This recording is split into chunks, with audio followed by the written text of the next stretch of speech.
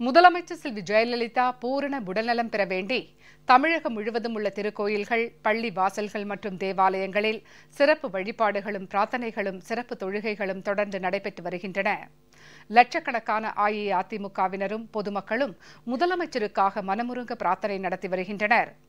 அஇஅதிமுக மகளிர் அணி சார்பில் முதலமைச்சர் நலம் பெற வேண்டி அப்பலோ மருத்துவமனை அருகே 68 பூசணிக்காய் திருவிளக்குகள் ஏற்றப்பட்டு சிறப்பு வழிபாடு நடத்தப்பட்டது.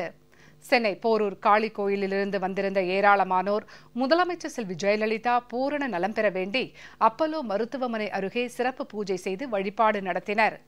தென் சென்னை வடக்கு மாவட்ட கழகம் சார்பில் அப்பலோ மருத்துவமனை அருகே 1000 பேருக்கு அன்னதானம் வழங்கப்பட்டது.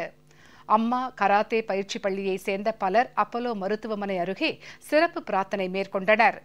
வடசென்னை தெற்கு மாவட்ட கழகம் சார்பில் ராயபுரம் பகுதியில் உள்ள அருள்மிகு ஓம் ஸ்ரீ ராம ஆஞ்சநேய தேவாலயத்தில் இருந்து 508 பெண்கள் பால்குடம் எடுத்து ஊர்வலமாக வந்து பழைய வண்ணாரப்பேட்டையில் உள்ள சிவ சுந்தர விநாயகர் கோயிலில் பாலாபிஷேகம் செய்து வழிபட்டனர்.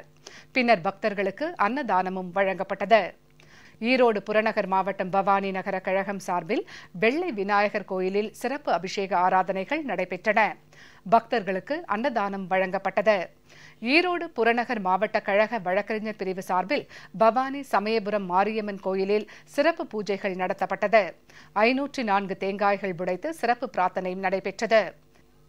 திருவள்ளூர் மேற்கு மாவட்ட கழகம் சார்பில் மணலி புது நகரில் உள்ள குழந்தை இயேசு பேராலயத்தில் கழக நிர்வாகிகளும் திரளான கிறிஸ்துவ பெருமக்களும் கைகளில் மெழுகுவர்த்தி ஏந்தி சிறப்பு கூட்டு பிரார்த்தனையில் ஈடுபட்டனர்.